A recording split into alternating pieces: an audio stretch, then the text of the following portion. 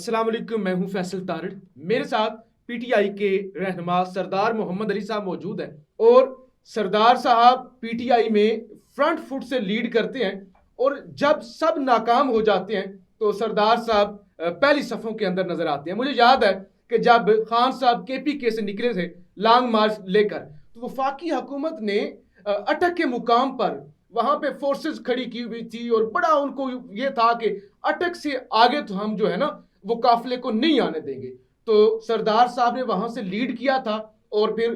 KPK से काफिला खान साहब की सरबराही में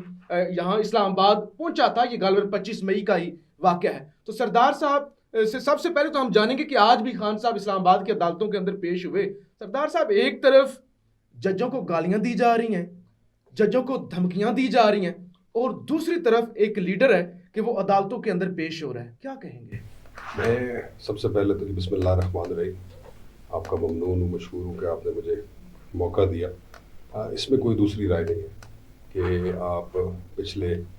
कुछ अरसे से देख रहे हैं कि इस मुल्क में आइन कानून की जो धज्जियाँ उड़ाई जा रही है, और अल्हम्दुलिल्लाह हमें और हमारी जमात को ये एजाज़ हासिल है कि हमने हमेशा आइन और कानून की बात की है।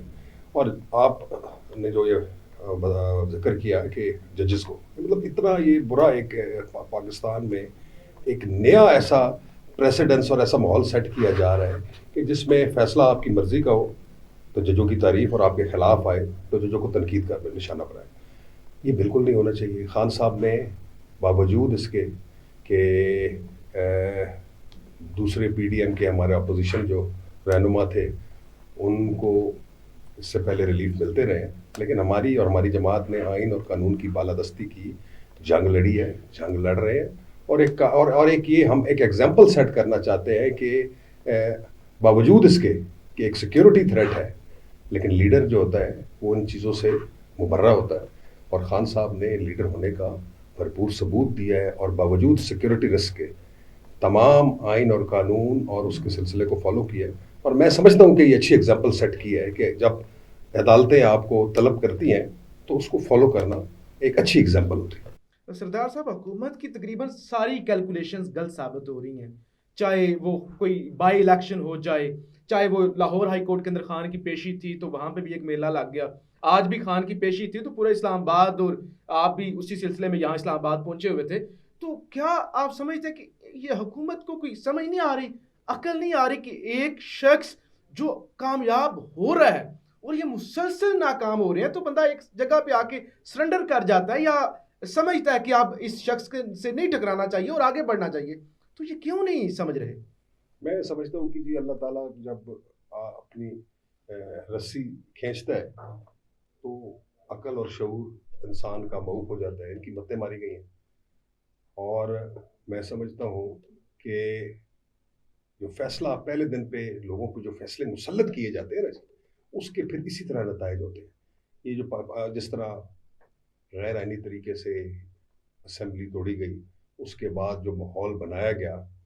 पाकिस्तान की आवाम ने उसको कतई एक्सेप्ट किया ही नहीं, और वो दिन ब दिन इनका ग्राफ नीचे आता जा रहा है। और मैं ये अभी रिसेंटली जो बाई इलेक्शन हुआ है राजनपुर वाला, उसने तो एक ऐसी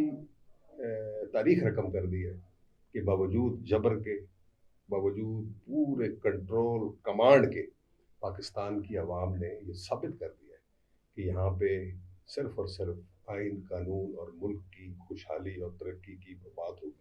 और इमरान खान को कोई दूसरी राय नहीं है। अब तो इनके, मैं ज़ाती तौर पर समझता हूँ कि अब तो इनके पैरों से ज़मीन निकल चुकी है, और इंशाअल्लाह वो दिन दूर नहीं है कि जिस दिन इंशाअल्लाह यहाँ पे आइन की, कानून की और पाकिस्तान तरीके इंसाफ की इंशाअल्लाह हुकूमत आएगी। सरदार साहब, पाकिस्तान में ना इम्पोर्टेड बयानिए, या जिस तरह से खान साहब के एक नैरेटिव है कि इम्पोर्टेड हुकूमत नामंजूर, तो इम्पोर्टेड जो बयानिए हैं, इम्पोर्टेड जो लोग हैं, वो एक नफरत पाई जा रही है कि नहीं ये लोग हमसे रिलेट नहीं, हम इनसे कर पाते, तो ये इम्पोर्टेड है, चाहे वो बयानिया हो चाहे वो लोग हों। जुल्फी बुखारी भी इम्पोर्टेड है और आप उनको सपोर्ट करते हैं, तो क्या लगता है कि वो अटक के अंदर कामयाब हो पाएंगे, लोग उनको एक्सेप्ट करेंगे? अच्छा, मैं जहाँ तक, क्योंकि मेरा पाकिस्तान तरीके से इंसाफ के साथ 2010 से एक गैर मशरूत और अनकंडीशनल रफाकत का सिलसिला है, اور میں نے تحریک انصاف میں یہ میں آن ایئر کہہ رہا ہوں کہ میں نے پاکستان تحریک انصاف کے ساتھ اور عمران خان کے ساتھ جو میری کمٹمنٹ ہے وہ انکنڈیشنل کمٹمنٹ ہے، باوجود اس کے کہ میں حقدار تھا، اور میں یہ میں فخر سے کہتا ہوں کہ میں فتح جنگ تحصیل کا، میں پی ٹی آئی کا ایکچوئل برانڈ میں ہوں، لیکن میں نے اپنی جماعت کی بہتری کے لیے، میں نے اپنے لیڈر کی کامیابی کے لیے میں نے میجر طاہر صادق جیسے لوگوں کو، خان صاحب کو قائل کیا۔ وہ پھر بعد میں جماعتی فیصلے تھے، لیکن ہم نے پچھلے 3-4 سالوں سے ہمارے ورکرز اور ہم بڑے نگلیکٹڈ ہوئے تھے، اور زلفی بخاری کیونکہ امپورٹڈ ہے، اس لیے اس کو کہا جاتا ہے کہ اس کا سارا بروٹ اپ اور اس کی اپنا پیدائش بھی باہر ہوئی ہے، لیکن ان کا خاندان ایک عرصہ دراز سے اٹک میں سیاست کر رہا ہے۔ ان کے چچا جو ہے سید اعجاز بخاری، وہ ضلع کونسل کے چیئرمین تھے جس وقت تراگنگ اور فتح اپنا ڈسٹرکٹ اٹک ایک تھا، ضلع بہت بڑا تھا، اور اس بندے نے اس سارے تاثر کو آ کے زائل کیا ہے،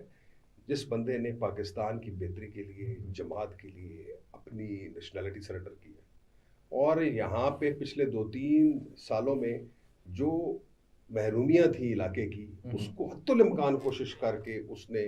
ایڈریس کرنے کی کوشش کی ہے، اور آج الحمدللہ ذوالفقار بخاری ایک اٹک کی پالیٹکس میں حقیقت بن گئے، اور اس میں کوئی دوسری رائے نہیں ہے۔ یہ امپورٹیڈ، یہ تو ایک ود ان پارٹی چیزیں،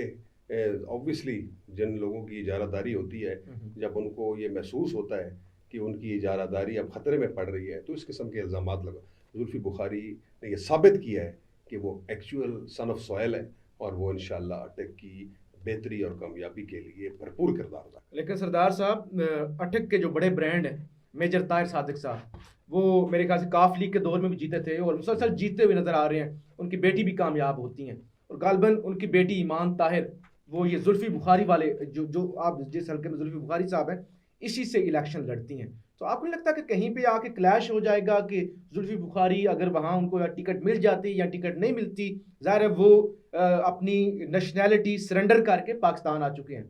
تو اب وہ ہینڈز اپ تو نہیں کریں گے، تو کیا لگتا ہے کوئی پی ٹی آئی کے اندر کلیش ہوگا یا اٹک کے اندر ہوگا؟ اچھا، ایک تو جی اب یہ میں اس دن بھی میں نے ذکر کیا تھا کہ یہ پاکستان کی تاریخ میں پہلی دفعہ یہ ایک ویو جو خان صاحب کی شخصیت کے حوالے سے آئی ہے، اور خان صاحب کے سٹینڈز اور خان صاحب کی جو دلیری ہے، جو لوگوں نے ان کے ساتھ ایک محبت کا اظہار کیا کہ پہلی دفعہ پاکستان کی پولیٹیکل ہسٹری میں الیکٹیبلز جو سو کالڈ الیکٹیبلز ہیں ان کی گنجائش ختم ہوگی۔ اب صرف اور صرف عمران خان اور پارٹی ٹکٹ میٹر کرے گا، اور میں آپ کو تھوڑا سا بتاؤں کیونکہ میں اس جماعت کے ساتھ ایک عرصے سے آن گراؤنڈ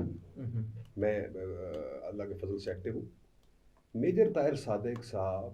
پاکستان تحریک انصاف اور میجر طاہر صادق اگر اکٹھے نہ ہوتے تو میجر طاہر صادق سنگل ہینڈیڈلی قطعاً کامیاب نہیں ہو سکتے۔ اسی کا میں ایگزامپل آپ کو بتاتا ہوں کہ بائی الیکشنز میں ہمارے ادھر ایک ملک خرم صاحب کو ووٹ ملا، اور خرم کے ساتھ نہ میجر طاہر صادق نے سپورٹ کی کیونکہ وہ ایک فیصلہ ہی لوگوں نے ایکسیپٹ نہیں کیا، باوجود اس کے اس نے 94-95,000 ووٹس لی۔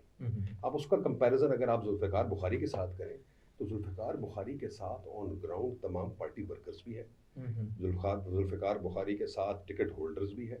ذوالفقار عباس بخاری کی اپنی ایک شناخت بھی ہے، اپنی اس کی گراؤنڈ پہ ایک ایگزسٹنس بھی ہے، اور میں نہیں سمجھتا ٹکٹ میٹر کرے گا۔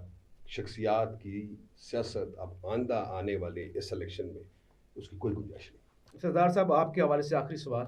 آپ 2013 میں اس وقت پی ٹی آئی کے لیے الیکشن لڑتے ہیں جب اتنی کوئی پاپولیرٹی نہیں ہوتی پی ٹی آئی کی، ظاہر اس کے بعد دھرنا ہوا اور ساری وہ ایک ویو آئی، اس وقت آپ پی پی کے امیدوار ہوتے ہیں، آپ کو نیشنل اسمبلی کا ٹکٹ دیا جاتا ہے، آپ 35-40 ہزار ووٹ لے جاتے ہیں، یعنی یہ ایک بڑا ووٹ بینک ہوتا ہے کہ آپ پہلا الیکشن اس طرح سے نیشنل اسمبلی کا الیکشن لڑیں، اتنے ووٹ لے جائیں۔ 2018 کے اندر آپ کو ٹکٹ نہیں ملتی،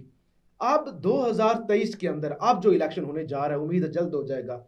اس الیکشن کے اندر بھی اگر آپ کو ٹکٹ نہیں ملتی، مطلب ایسا بھی ہو جاتا ہے، تو پھر کیا ذاتی طور پہ آپ کا اتنا ورک ہے